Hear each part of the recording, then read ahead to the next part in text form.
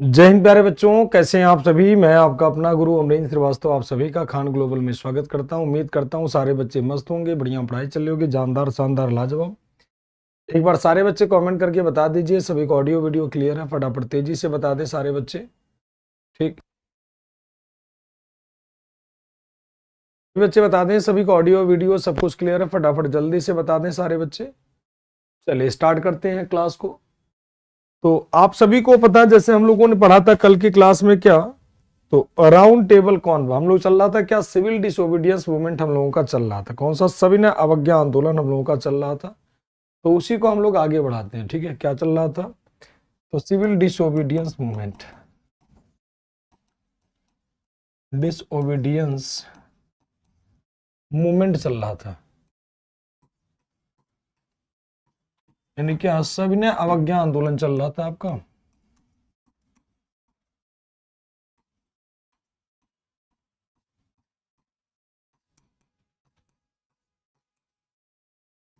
सविनय अवज्ञा आंदोलन आपका चल रहा था। तो इसका हम लोग देखते हैं, क्या शेष भाग देखते हैं हम लोग।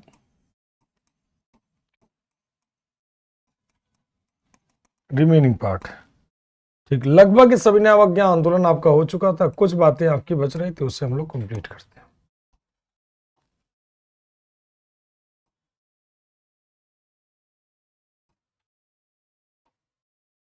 ठीक, तो कुछ बातें बच रही। कुछ बातें का मतलब क्या, कौन से प्लेस पे कौन से लीडर थे, लगभग सारा हो गया था। बस दो बातें आपकी बच रही थी कि उसमें लीडर कौन था और बाकी चीजें क्या थी। ठीक, तो देखते हैं कौन से प्लेस पे। तो आपका ध्यान रखिएगा, कौन सा प्लेस हो जाएगा? मद्रास। हम लोग केरला वाला लास्ट में देखे थे, मालाबार वाला। लास्ट हम लोगों ने मालाबार केरला देखा था। मालाबार क्षेत्र में केरला वाला देखा था हमने। वहां पर लीडर कौन थे भाई? यहाँ पे लीडर कौन थे? यहाँ पे लीडर थे के केलप्पन। के केलप्पन, यानी कौन थे? के केलप्पन।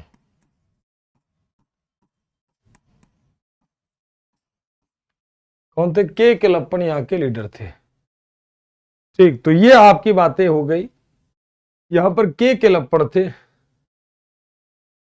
हाँ, गांधी जी ने वल्लभ भाई पटेल को दिया था। बारदोली की महिलाएं दिलाती हैं। ठीक है, बारदोली की महिलाओं के द्वारा दिलाया जाता है। गांधी जी देते हैं, लेकिन बारदोली की महिलाएं देती हैं गांधी जी को। बता तो चुका हूं कि बारदोली की महिलाओं ने पटेल जी को कौन सी उपाधि थी? सरदार की उपाधि। और बारदोली की महिलाओं के द्वारा गांधी जी के हाथों दिलवाया जाता है। ठीक, क्लियर? और कोई डाउट किसी के मन में?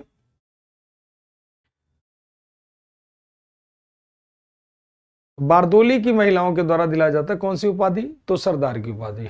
ठीक, अब आते हैं मालाबार में हो जाएगा कौन? के केलप्पन। अब आते हैं मद्रास में।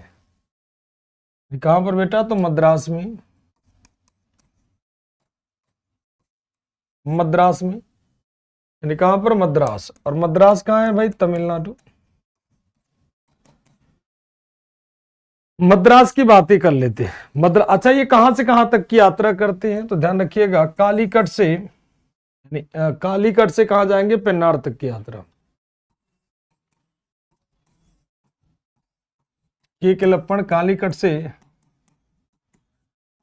पेन्नार तक की यात्रा।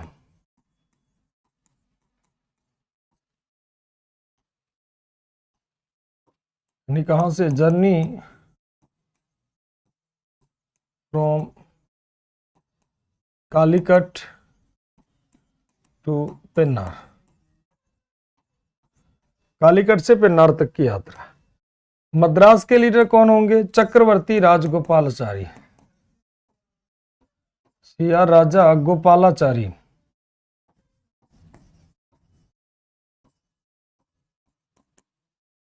यानी कौन? चक्रवर्ती राजगोपालाचारी।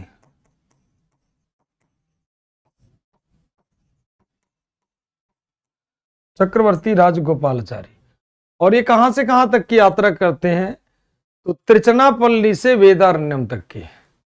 कहां से कहां तक की? जर्नी फ्रॉम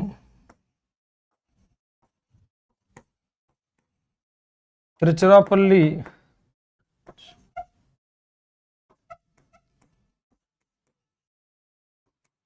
पल्ली टू वेदारण्यम, त्रिचरापल्ली मिलेगा तभी मार कर दिया। कहां से कहां तक की यात्रा? तो त्रिचनापल्ली से वेदारण्यम तक की यात्रा।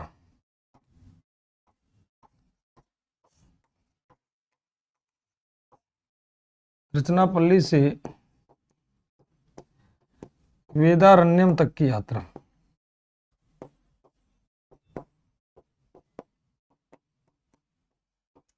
त्रिचनापल्ली से कहां तक की यात्रा? तो वेदारण्यम तक की।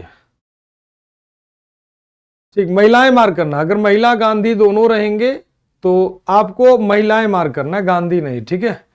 अगर पेपर में आपके आता है कि गांधी जी को, अरे सरदार जी को मतलब पटेल जी को सरदार की उपाधि किसने दी थी, तो बारदोली की महिलाएं मार करना। किसके हाथों महिलाएं दिलवाती है तब आपको गांधी जी मार करना, ठीक है बेटा।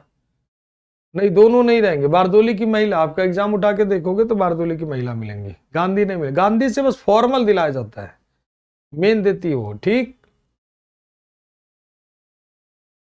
पीडीएफ नहीं पढ़ा बिट्टू? कोई बात नहीं, देखते हैं पीडीएफ क्यों नहीं पढ़ा। तो त्रिचनापल्ली से वेदारण्यम तक की यात्रा, कौन हो जाएगा? मद्रास की। और बात कर लेते हैं, धरासना नमक फैक्ट्री की बात अगर हम कर लेते हैं, ठीक। तो धरासना नमक कारखाना तोड़ने की बात आ जाती है। धरासना नमक कारखाना, नमक कारखाना, यह सबसे पावरफुल था। धरासना सॉल्ट फैक्ट्री, इसी का पार्ट है, ध्यान रखना। ये कहां पर है? तो महाराष्ट्र में।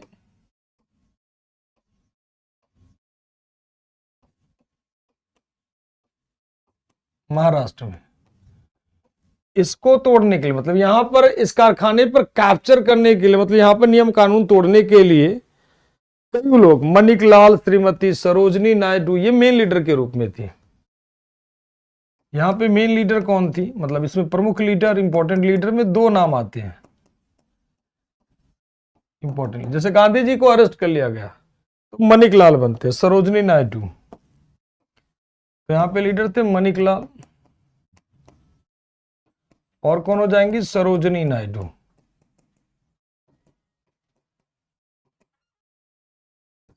एटसेट्रा कर दीजिए, मणिकलाल, और कौन हो जाएंगी? सरोजनी नायडू।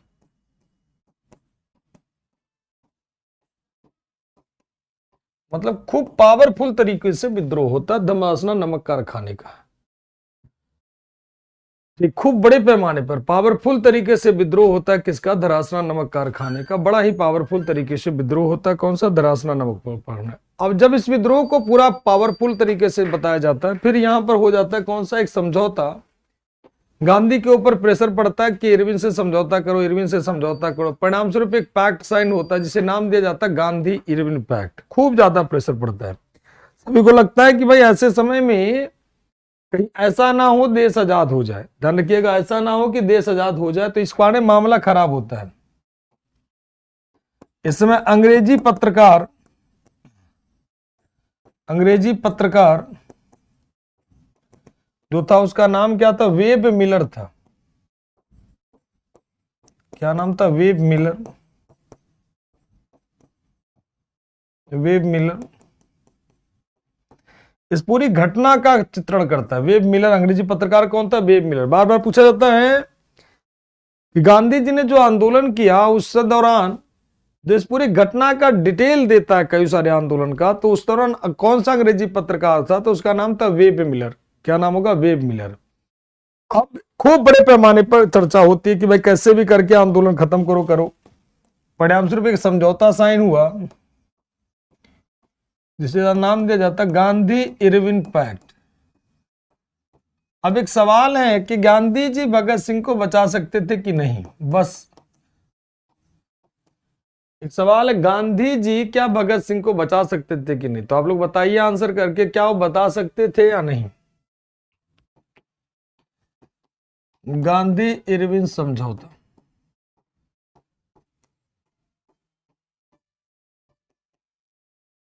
गांधी इरविन समझौते का अन्य नाम क्या है भाई? इसी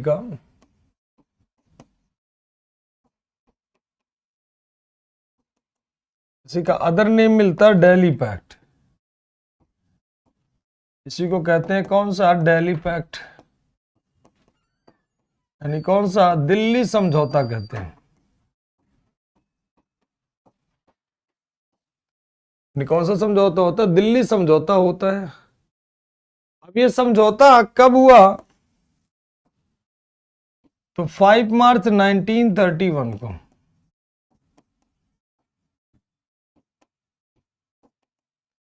किसके किसके बीच? तो बिटवीन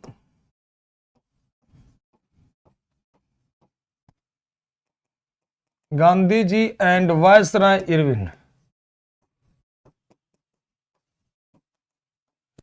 मतलब गांधी जी और इरविन के बीच में।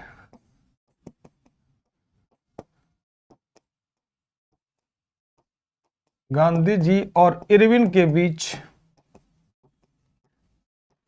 अब समझौते के तहत क्या बातें होती है? अकॉर्डिंग टू पैक्ट,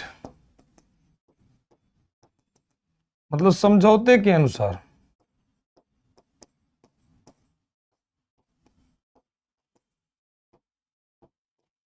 समझौते के अनुसार की अगर हम बात कर लेते हैं तो क्या होता है? तो सबसे पहला देखोगे, सबसे पहला पॉलिटिकल प्रिजनर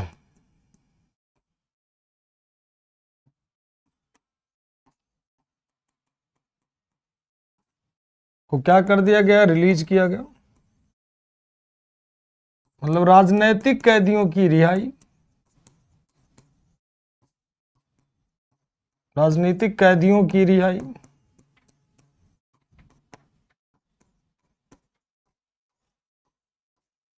दूसरा पॉइंट आता है नमक कर समाप्त। सॉल्ट टैक्स क्या हो गया? इंट।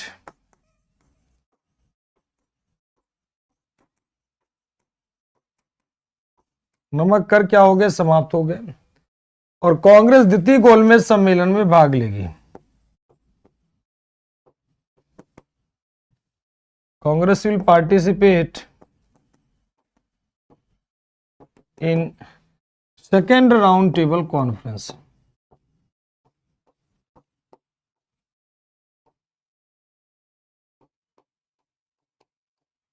कांग्रेस क्या करेगी? द्वितीय गोलमेज सम्मेलन में भाग लेगी। चलो यहां पर लिख दे रहे हैं, दोबारा यहां पे लिख देना, जगह कम है, इसको इरेजी कर दे रहे हैं, दोबारा नीचे लिख दे रहे हैं क्योंकि आपको दिख नहीं रहा होगा मे बी। ठीक, तो अगले पेज पे लिख देते हैं।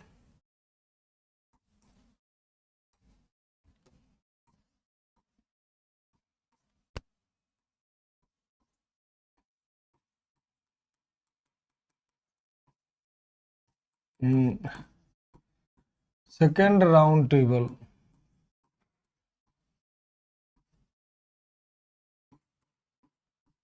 कॉन्फ्रेंस। कांग्रेस द्वितीय गोलमेज सम्मेलन में भाग लेगी।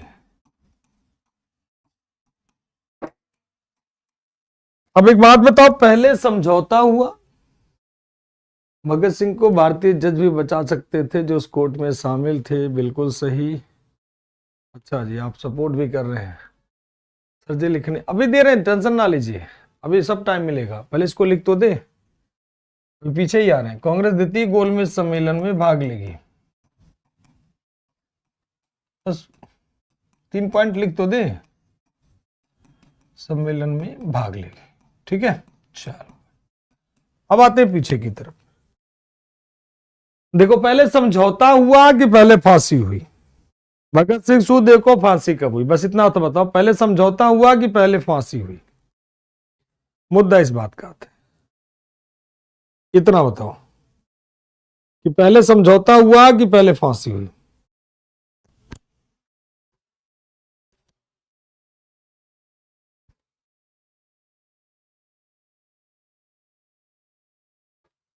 पहले समझौता। बहुत बढ़िया आनंद बेटा, नरेंद्र बेटा, सभी का आंसर बहुत बढ़िया कि पहले समझौता।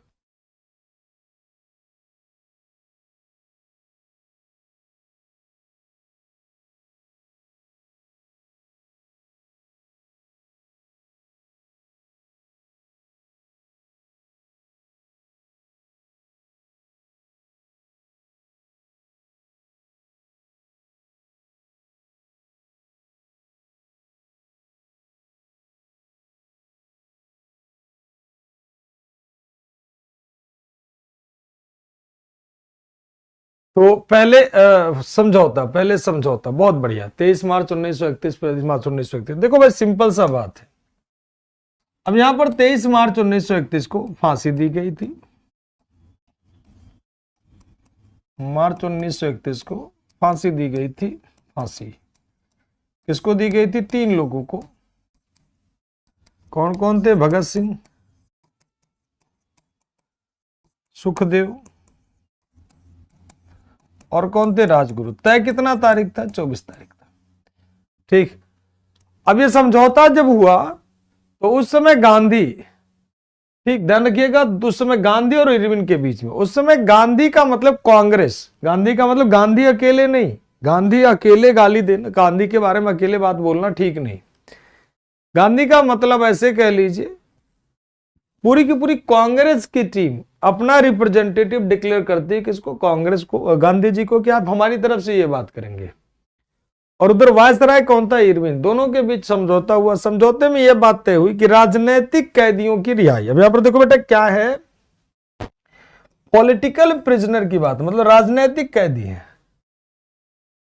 और अंग्रेज पहले ही कह रहे थे कि भगत सिंह, सुखदेव, राजगुरु, इसके अलावा और जितने भी क्रांतिकारी हैं जिनके ऊपर हिंसा का आरोप है, वो कोई भी पॉलिटिकल प्रिजनर नहीं, तो उन्हें हम राजनीतिक कैदी नहीं मानेंगे। उनका स्टेटमेंट यही था कि उन्हें किसी भी हाल में राजनीतिक कैदी उन्हें हम नहीं मानेंगे।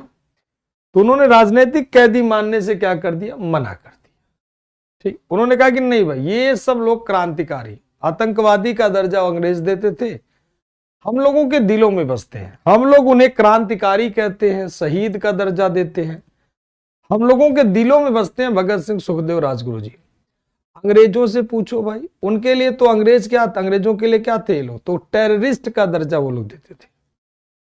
उनके लिए अगर कहोगे ब्रिटिशर्स के लिए, क्योंकि भाई उनके साम्राज्य के खिलाफ परचम बुलंद कर देते भगत सिंह, सुखदेव, राजगुरु, उनके लिए पूछो भाई। जैसे आज देखोगे ना, हम लोगों के लिए जो पाकिस्तानी आतंकवादी हैं, हाफिज सईद और ये सब जितने भी हैं, ठीक, सभी के सभी क्या है? टेररिस्ट है। और पाकिस्तान वालों के लिए पूछो तो मसीहा है, वो वाला हिसाब किताब। तो हम लोगों के लिए कहीं से दूर दूर से ये जो है अंग्रेज, हम लोगों के लिए दूर दूर से क्या है, हम लोग के दिल में रहते हैं, यहाँ बिल्कुल पास में रहते हैं। अंग्रेजों के लिए दूर दूर तक ये देशभक्त नहीं माने जाते, क्रांतिकारी मतलब नहीं कहता, आतंकवादी कहते हैं। समझौते में उन्होंने राजनीतिक बंदी का, तो उन्होंने पहले ही मना कर दिया कि उसको कोई मुद्दा ही नहीं बता। नमक कर क्या होगा? समाप्त। इरविन वायसराय, क्या लिखा है भाई? इरविन वायसराय, क्या लिखा? वायसराय इरविन कौन है? उस समय वायसराय, वायसराय था कहां का? भारत का। इतना बार बार बोल रहा हूं, अभी भी इरविन कौन था? तो भारत का वायसराय। नमक कर क्या कहते? खत्म हो जाएगा। कांग्रेस द्वितीय गोलमेज सम्मेलन में क्या करेगी? भाग लेगी। ठीक, फिर से एक बार रिवाइज करो, कांग्रेस द्वितीय गोलमेज सम्मेलन में क्या करेगी? भाग लेगी। और सविनय अवज्ञा आंदोलन, आंदोलन क्या कर दिया जाएगा? स्थगित किया जाएगा। ठीक, सविनय अवज्ञा आंदोलन जो चल रहा था, सिविल डिसोबीडियंस मूवमेंट, उसे स्थगित कर दिया गया। ये 3 चीजें रहती हैं। अब मुद्दा ये होता है कि पहले क्या हो रहा है? समझौता, और बाद में दी गई फांसी। इसमें गांधी जी ने कहीं से भी दूर दूर तक ये नहीं कहा कि भगत सिंह को बचाया जाए, जबकि पूरे देश की निगाहें भगत सिंह पर टिकी हुई थी, मतलब इस समझौते पर टिकी हुई थी। क्योंकि आपको अगर याद होगा, चंद्रशेखर आजाद जी ने क्या किया था? स्वयं को अल्फ्रेड पार्क में गोली मार ली थी। अगर यहीं पे छोटा सा हम आपको समझाने के लिए लिख लें, चंद्रशेखर आजाद, आजाद नहीं, 27 फरवरी 1931 को स्वयं को अल्फ्रेड पार्क में, अल्फ्रेड पार्क कहां पर है? इलाहाबाद।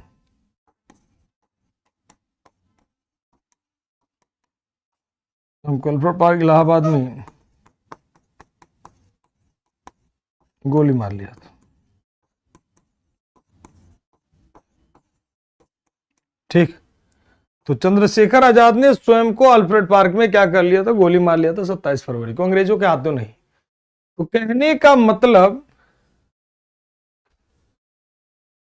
ठीक, कहने का मतलब यहां पर कि चंद्रशेखर आजाद तो बचने की संभावना थी नहीं, तो गांधी से एक उम्मीद थी बचा दे, लेकिन गांधी नहीं कर बताते हैं, कहीं दूर दूर तक चर्चा नहीं करते हैं। कांग्रेस की बाद में रिपोर्ट आती है कि गांधी जी ने इरविन को बचाने के लिए, मतलब भगत सिंह को बचाने के लिए इरविन से कहा था, तो फालतू बात है, ऐसा कोई कहीं एविडेंस नहीं मिलता है। दूसरा कि गांधी जी प्रयास भी करते हैं और लेटर भी लिखते हैं, लेकिन लेटर कब लिखते हैं, लेटर लिखते हैं जब पहुंचता है तो रात हो चुका होता, 23 मार्च को रात में लेटर पहुंचता, तब तक तो उन्हें फांसी दी जा चुकी थी, ठीक, तो तब तक उन्हें फांसी दी, मतलब बचने की संभावना नहीं थी, दूर दूर तक बचाया नहीं जा सकता था। वे कह लीजिए कि मतलब उन्हें बचने की संभावना अब उनके पास नहीं था, क्योंकि गांधी ने कोई प्रयास नहीं किया था। अगर प्रयास करते तो यह हो सकता था कि मृत्युदंड की सजा उम्र कैद में तब्दील हो जाती, तो एटलीस्ट कम से कम गांधी को ट्राई करना था। अब इसमें गांधी ने क्यों नहीं बचाया, क्या कारण था, तो इसमें कई सारे इतिहासकार कहते गांधी के आदर्श आ रहे थे, क्योंकि गांधी अपने आप को हिंसा का मार्ग समझते थे, हिंसा के मार्ग पे चलना चाहते थे, और भगत सिंह को मानते थे हिंसा के मार्ग पे चल रहे हैं। तो तमाम सारे विचारधारा आते हैं कि कहीं ना कहीं नहीं, साजिश वाजिश क्या मतलब बनता है, ये तो फालतू बातें, साजिश क्यों करेंगे गांधी, गांधी साजिश करके भगत सिंह को क्यों मरवाएंगे, ऐसा कुछ नहीं, ठीक।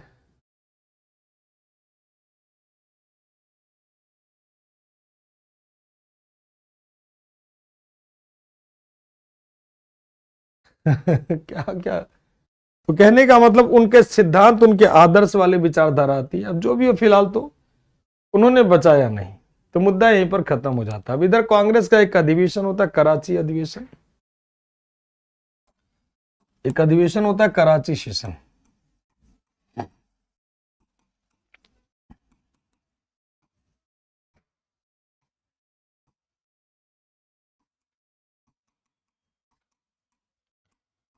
यानी कांग्रेस का कराची अधिवेशन,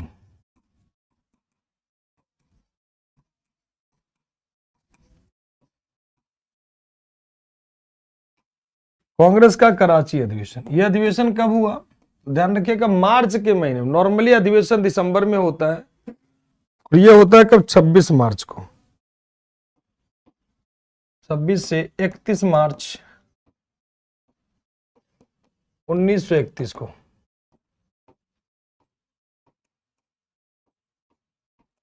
इसके चेयरमैन कौन थे, सरदार वल्लभ भाई पटेल।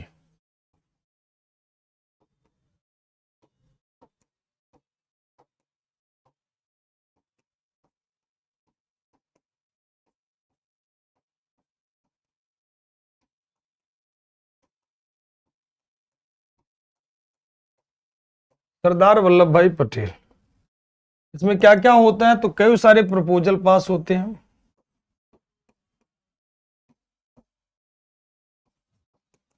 क्या क्या प्रस्ताव पास हुआ, मौलिक अधिकारों का, यानी क्या, फंडामेंटल राइट का,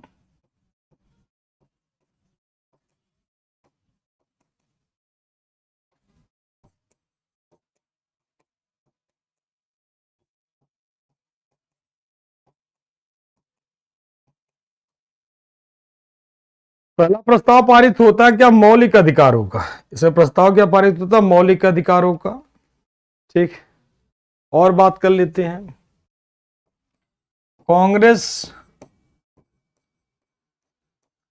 द्वितीय गोलमेज सम्मेलन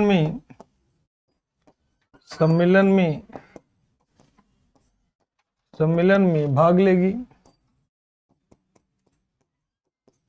ये भी प्रस्ताव पारित होता है।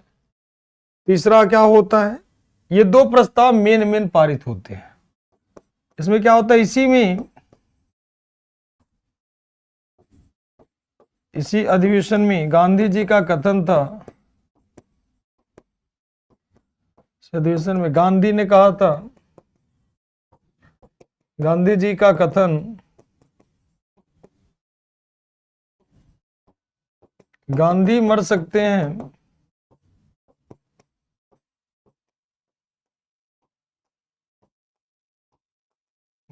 हैं परंतु गांधीवाद नहीं।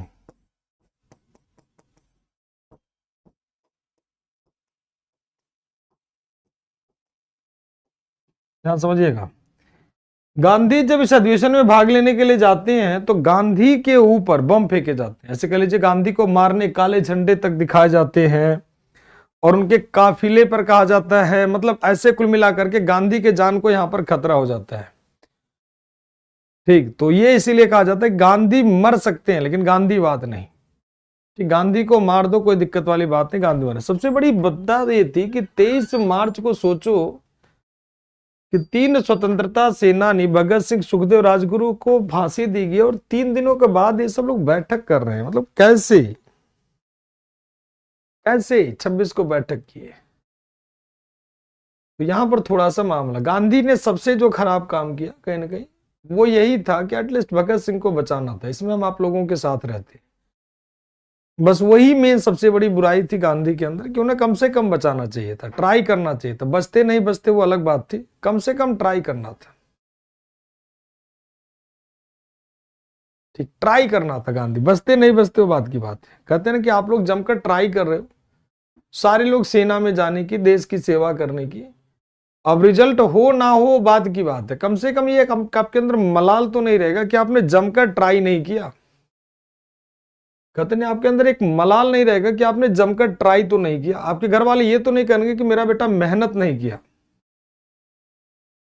इस बात का तो कोई गम नहीं रहेगा ना घर वालों को कि बेटा हमारा मेहनत किया है। ठीक, ये बात तो आपके अंदर रहेगा ना कि कम से कम आपने मेहनत तो किया।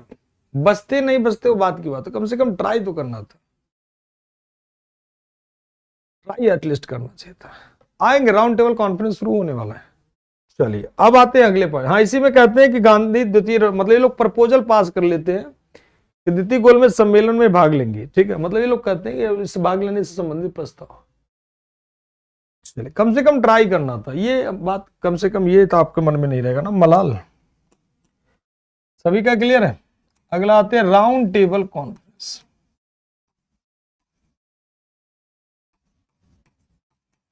यानी क्या बेटा, गोलमेज सम्मेलन।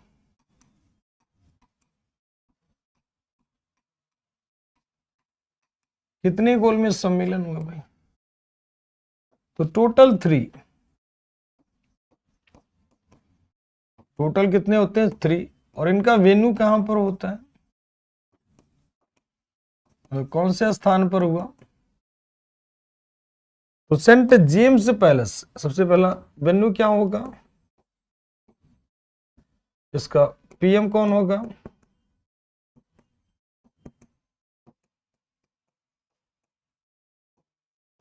Prime minister of Britain. दूसरा किंग ऑफ ब्रिटेन। ब्रिटेन के सम्राट कौन होंगे? वेन्यू क्या होगा? Saint James Palace. Saint James Palace कहां पर? तो London, London. Saint James palace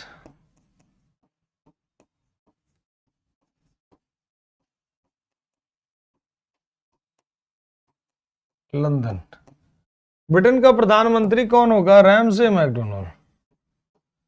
Ramsay McDonald.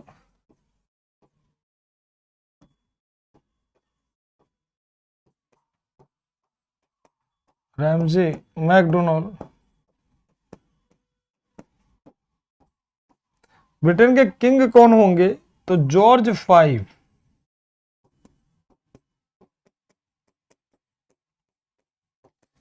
George पंचम। राउंड टेबल कॉन्फ्रेंस क्यों बुलाएगा? किसके रिकमेंडेशन कौन देता है? ध्यान रखिएगा,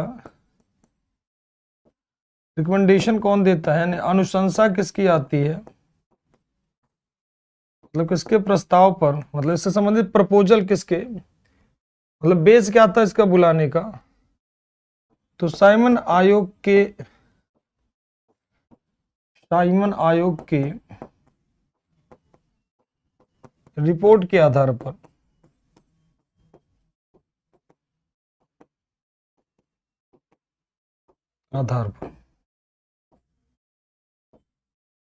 on the report of Simon commission,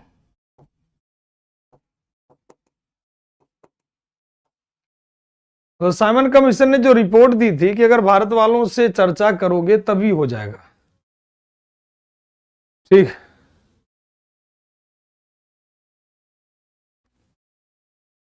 तो एक मतलब जैसे साइमन आयोग की रिपोर्ट थी कि भाई अगर भारत वालों को काम करना है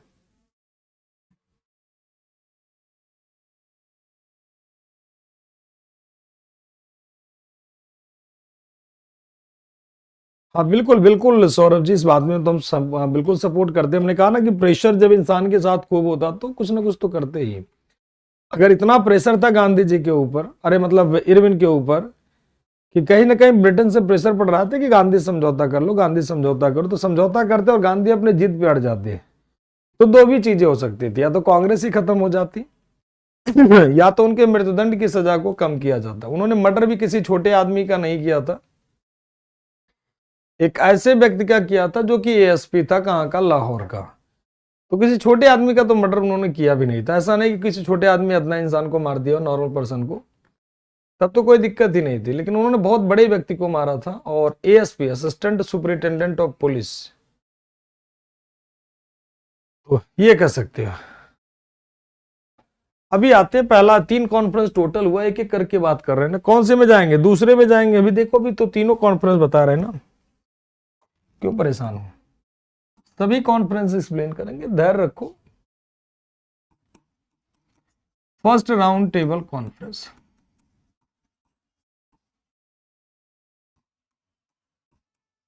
यानी क्या, प्रथम गोलमेज सम्मेलन।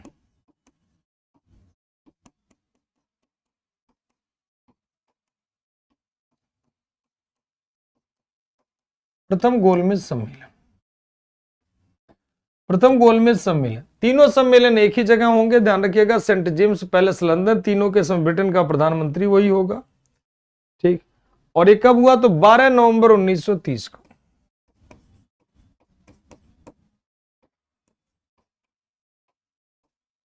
1930 को। इसमें भाग लेने वाले इंपॉर्टेंट लीडर थे जो भारत की तरफ से जाते हैं, वो कौन होंगे, तो doctor B R Ambedkar,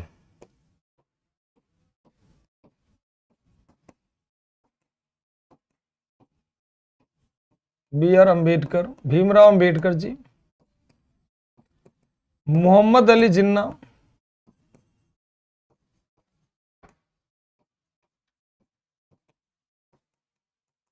Mohammad Ali Jinnah, और कौन, नवाब सलीम आगा खान,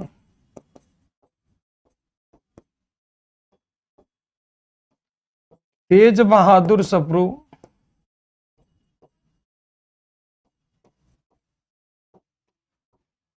एटसेट्रा कर दीजिए। तो ये नाम तो आप लोग लिख लोगे इंग्लिश में, कोई दिक्कत तो है नहीं। इसका रिजल्ट क्या होगा बेटा, तो फेल, ठीक।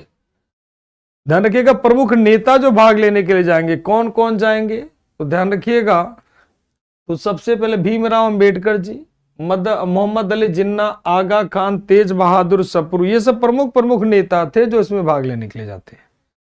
और इसमें कांग्रेस भाग नहीं लेती है, ठीक। तो कांग्रेस इसमें भाग नहीं लेती है, और ये इसका रिजल्ट क्या हो जाएगा, तो फेल, ठीक। क्या हो जाएगा रिजल्ट इसका, फेल। क्लियर है सभी का, पहला गोलमेज सम्मेलन, क्योंकि इसमें कांग्रेस भाग नहीं लेगी, और कांग्रेस जब भाग नहीं लेगी तो ये क्या हो जाएगा, फेल हो जाएगा, क्योंकि सबसे बड़ी पार्टी कौन सी थी, तो कांग्रेस। तो फेल का कारण क्या था, कांग्रेस डिड नॉट पार्टिसिपेट,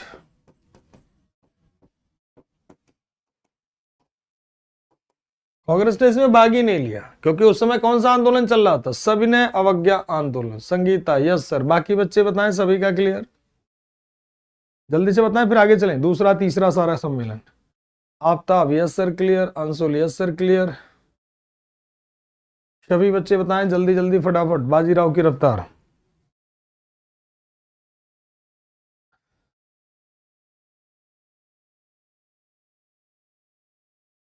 अच्छा,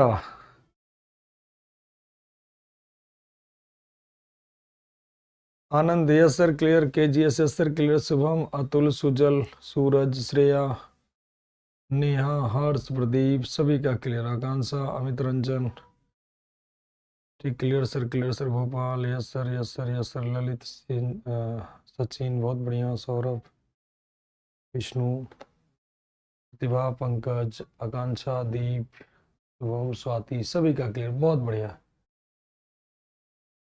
हाँ, गोलमेज सम्मेलन क्यों होता है बताओ भाई, क्यों होता है? अभी तक क्या सुन रहे थे, कौन सी दुनिया में थे? कभी कभी ध्यान लगाया करो, मोबाइल खोलने का खोल लोगे और इधर उधर की दुनिया में खो जाओगे। क्लास पढ़ रहे हो तो सिर्फ एक काम करो, क्लास, ठीक है बेटा। गोलमेज सम्मेलन भारतीय समस्या पर विचार करने के लिए बुलाया गया था, कि भारत में जो जो प्रॉब्लम है उसको सॉर्ट आउट करने के लिए बुलाया गया था। और बुलाने के लिए रिकमेंडेशन किसने दिया था? तो बुलाने के लिए कहता है कौन? तो साइमन कमीशन ने कहा था, ठीक है ना। किसके? साइमन कमीशन में। क्यों बुलाया गया था? लो हिंदी में लिख दे रहे हैं, भारतीय समस्या के समाधान हेतु, ठीक है, भारतीय समस्या के समाधान हेतु। अब ठीक है,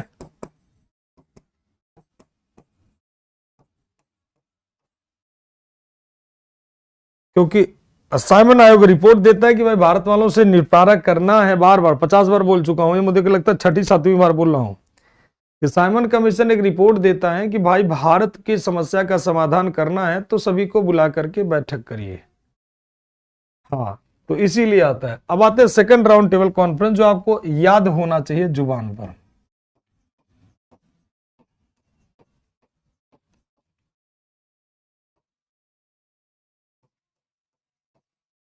यानी क्या? द्वितीय गोलमेज सम्मेलन।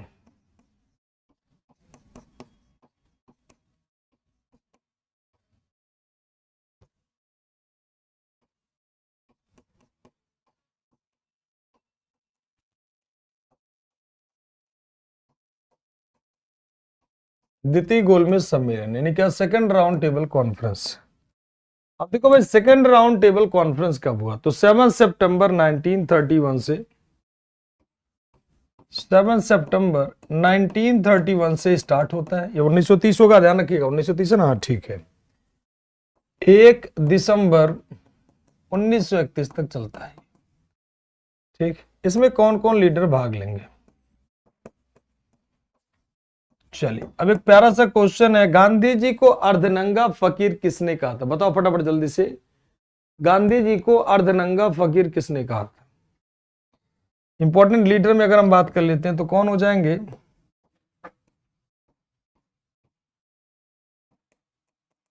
तो गांधी जी,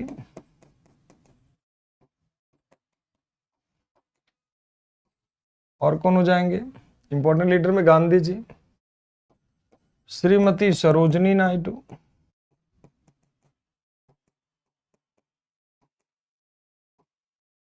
श्रीमती सरोजनी नायडू,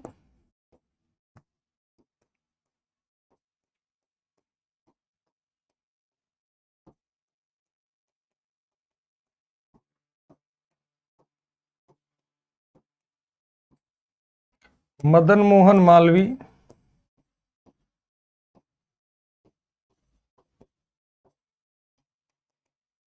मदन मोहन मालवीय,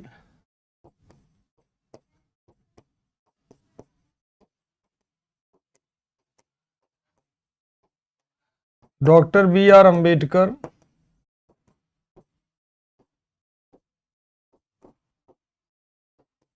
डॉक्टर भीमराव अंबेडकर,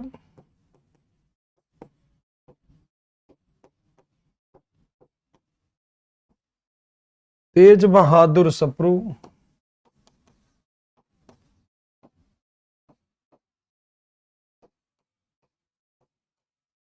केटी पॉल,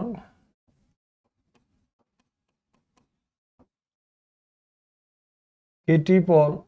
और बात कर लेते हैं, केटी पॉल क्या होता है? ईसाइयों की तरफ से जाते हैं, ईसाई नेतृत्व करते हैं। और बात कर लेते हैं मोहम्मद अली जिन्ना।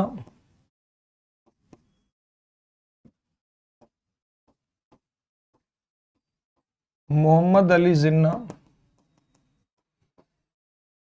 मोहम्मद अली जिन्ना ये किसकी तरफ से? तो मुस्लिम लीग, मुस्लिम लीग की तरफ से जाता है ये मोहम्मद अली जिन्ना। और बात कर लेते हैं, हो गया ना। प्यारी लाल एटसेट्रा कर दीजिए, ठीक। और इसमें दो नाम और देख लीजिए, अंबेडकर जी किसका नेतृत्व करेंगे? तो दलित का। और गांधी जी किसका? तो कांग्रेस का। अब इसमें भाग लेने के लिए जाते Winston Churchill, Winston Churchill, Winston Churchill, Winston Churchill, सभी का आंसर बहुत बेहतरीन, जानदार, शानदार। चलो इसे नोट कर लिया सभी ने, एक एक करके बताओ, नोट कर लिया सभी ने? विस्टन चर्चिल, विस्टन चर्चिल, बहुत बढ़िया आंसर सारे बच्चों का। अब गांधी जी जब यहां से जाते हैं सेकंड राउंड टेबल कॉन्फ्रेंस में भाग लेने के लिए, कौन से जहाज से जाते हैं? तो SS राजपुताना नामक जहाज से जाते हैं। और जहां पर रुके थे उसे कहते हैं किंग्सले हॉल, वहां पर गांधी जी रुकते हैं। और गांधी जी जब ब्रिटेन में जाते हैं तो गांधी जी के ऊपर खूब कमेंट पास होता है। फ्रैंके मोरिस, विस्टन चर्चिल खूब कमेंट पास करते हैं। फ्रैंके मोरिस कहता है देशद्रोही फकीर। तो जब गांधी जी भाग लेने के लिए जाते हैं, कौन से जहाज से? SS राजपुताना नामक जहाज से भाग लेने के लिए जाते हैं। लिख दे रहे हैं इसको भी, गांधी जी SS राजपुताना जहाज से, SS Rajputana, Gandhi ji went to England, SS Rajputana जहाज से, गांधी जी SS राजपुताना जहाज से लंदन गए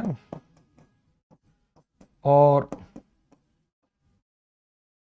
किंग्सले हॉल में ठहरते हैं।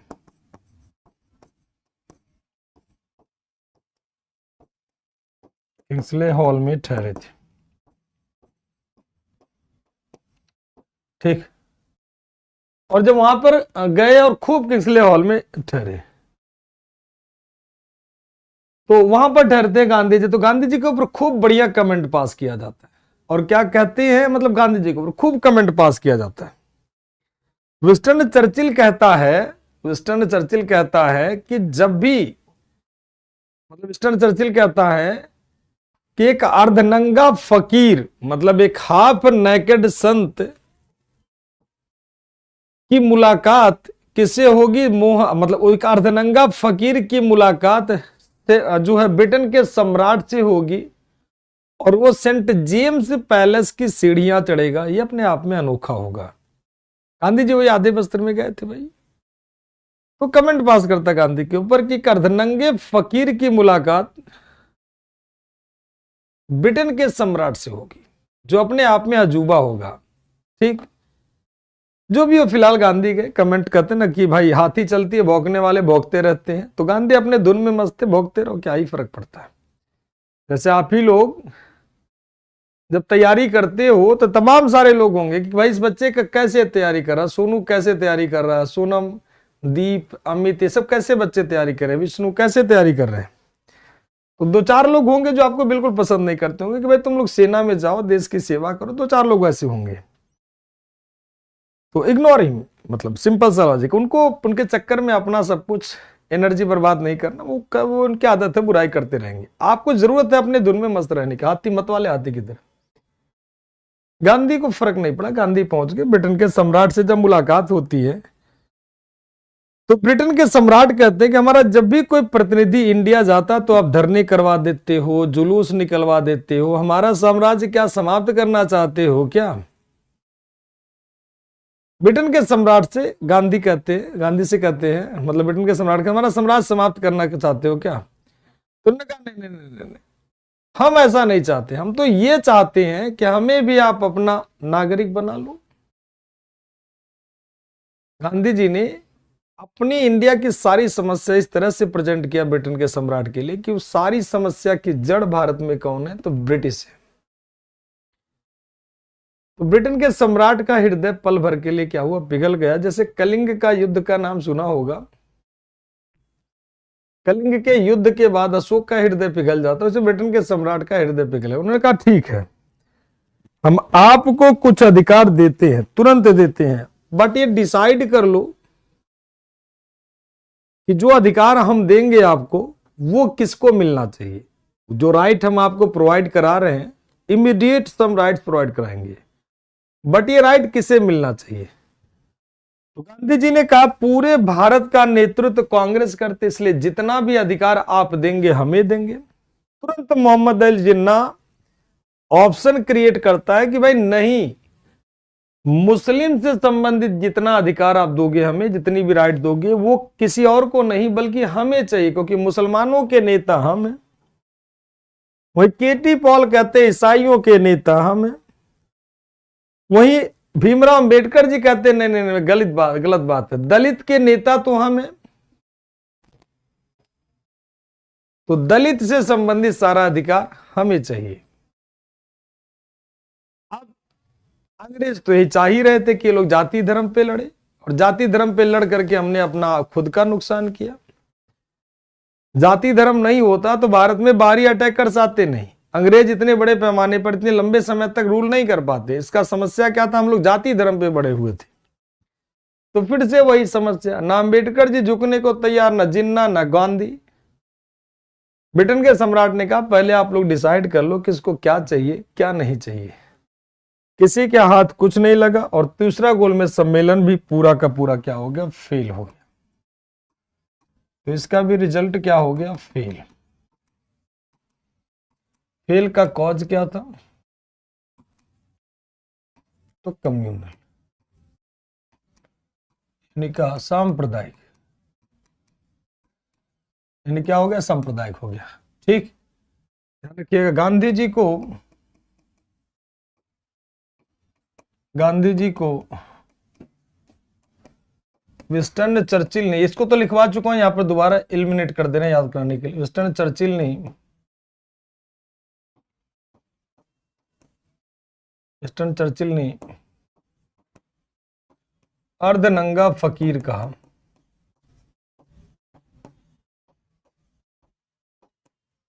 यानी क्या कहा, हाफ नेकेड संत।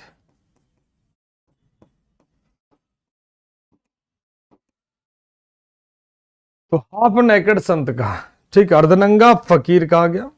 अब गांधी जी आते हैं और फिर से आंदोलन शुरू करने का प्रयास करते हैं, और कोई परिणाम नहीं निकलता है, और उधर शुरू हो जाता है क्या, थर्ड राउंड टेबल कॉन्फ्रेंस।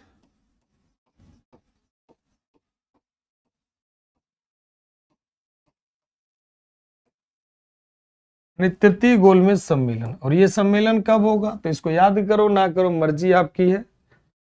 17 नवंबर 1932 को।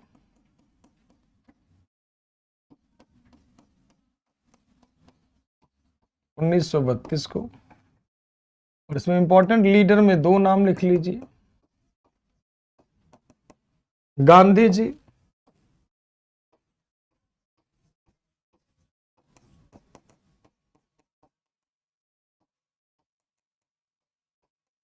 जी और कौन हो जाएंगे, तेज Bahadur Sapru.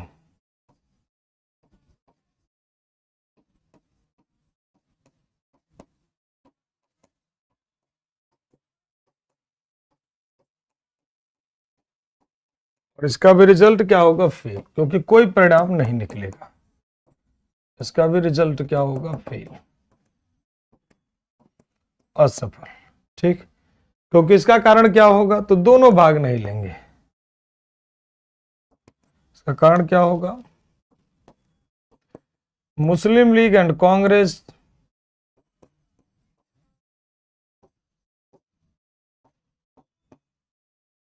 did not participate.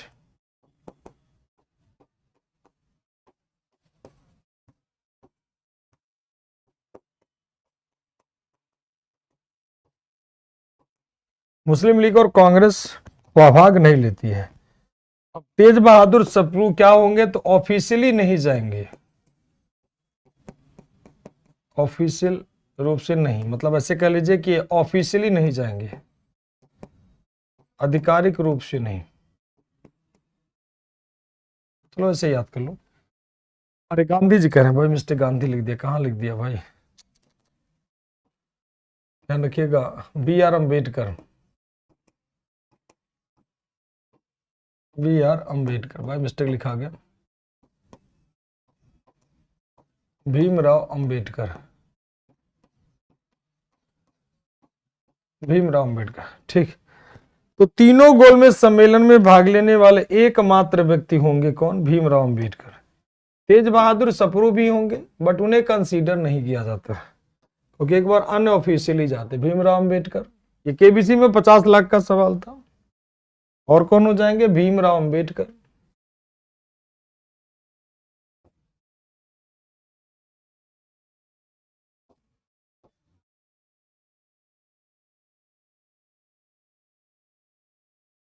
Bhimrao Ambedkar ji,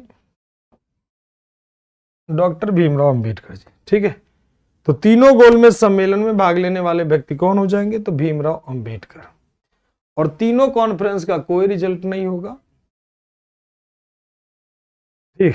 तो तीनों गोलमेज सम्मेलन में भाग लेने वाले कौन हो जाएंगे? भीमराव अम्बेडकर। और इसका भी रिजल्ट क्या हो जाएगा? फेल हो जाएगा, ठीक है।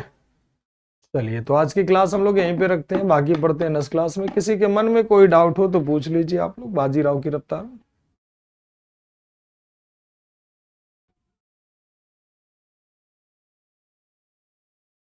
बताएं, सभी का क्लियर है? सर, नाथूराम गोडसे ने गांधी को क्यों मारा? अरे भाई, नाथूराम गोडसे को रहने दो। तीसरा गोलमेज सम्मेलन 17 दिसंबर 1931 को हुआ था। अंबेडकर जी और तेज बहादुर सप्रू जी भाग लेते हैं, और जितने भी फालतू नेता हैं उनको तो कंसीडर ही नहीं किया जाता, एटसेट्रा कर दीजिए। मुस्लिम लीग और कांग्रेस दोनों ने भाग नहीं लिया, और ये भी कॉन्फ्रेंस क्या हो जाएगा? फेल, ठीक। हाँ, तीनों में भीमराव अंबेडकर। अरे अभी गांधी जी जिंदा रहने दो, जब मारा जाएगा तो फिर गांधी को बता देंगे। अभी जिंदा तो रहने दो गांधी को यार, मतलब इंसान पैदा नहीं उसके पहले उड़ा दो उसको। सर, ब्रिटिश से अभी बदला ले सकते हैं? अरे ब्रिटिश से सब बदला ले लिया गया, चिंता ना करो। भारत वाले शूज समेत वापस करते हैं यार। प्राउड करो कि हम लोग इंडियन हैं, वी आर प्राउड, ठीक है। जानदार शानदार तरीके से बदला लिया जाए, कुछ छोड़ा नहीं जाएगा।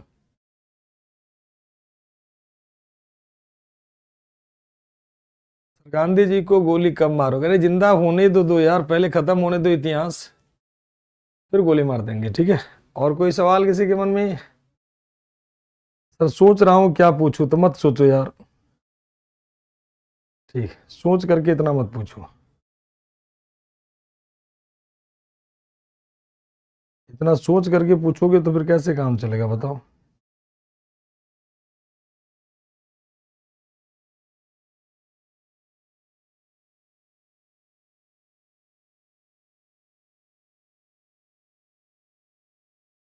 चलिए मिलते हैं। Thank you to all. जय हिंद, जय भारत, वंदे मातरम।